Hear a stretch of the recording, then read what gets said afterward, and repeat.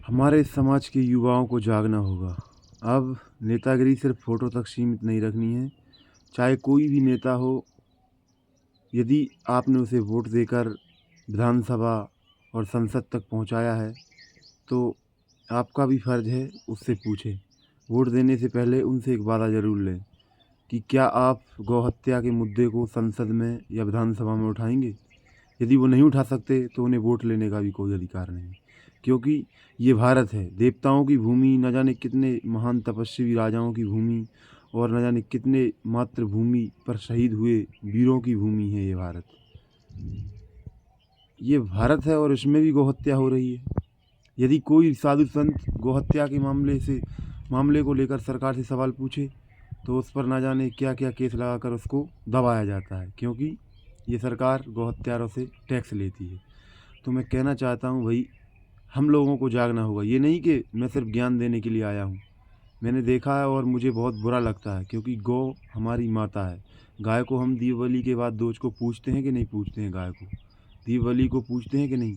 गाय हमारी माता है, इस बात में कोई दो राय नहीं है। क्योंकि हमारे वेद पुराणों के अनुसार गाय में 33 करोड़ कोटि देवी देवता वास करते हैं। ये बात सत्य है। और हमारे सनातन धर्म की यह संस्कृति रही है कि राजा महाराजाओं ने राज्य छोड़ दिए जब गाय माता की बात आई। तो देखा होगा आपने, गाय माता हमारी माता है और ये भारत है। अगर भारत में भी गौहत्या हो रही है तो फिर ऐसे भारत का कोई फ़ायदा नहीं। तो भैया, अपने क्षेत्र के विधायक सांसद जो भी हैं वोट मांगने आएँ तो उनसे सिर्फ यही पूछना कि आप गौहत्या के मुद्दे को संसद में विधानसभा में क्यों नहीं उठाते हो। ये भारत है, पाकिस्तान थोड़ी ना है जो तुम उठाने से डरते हो उस मुद्दे को।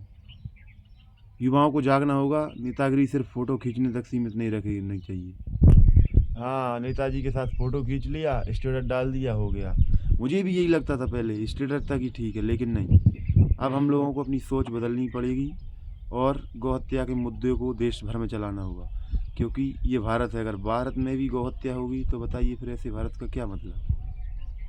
और क्या मतलब हम सनातनियों का, जब हमारी गाय माता की हत्या हो रही है। आपने देखा होगा, कई लोग रोडों पर गौहत्यारों को पकड़ने की कोशिश करते हैं, लेकिन फिर क्या, 2-4 दिन में जमानत हो जाती है और वो छूट जाते हैं, क्योंकि कानून ही नहीं है गौहत्या को लेकर। जब तक इस देश में गौहत्या को लेकर कानून नहीं बनेगा, तब तक इस देश में गौहत्याएँ बंद नहीं होगी। और हमारे क्षेत्र के सांसद विधायकों को इस मुद्दे को उठाना चाहिए संसद में, विधानसभा में। जय सिया राम, जय गौ माता, जय हिंद, जय भारत।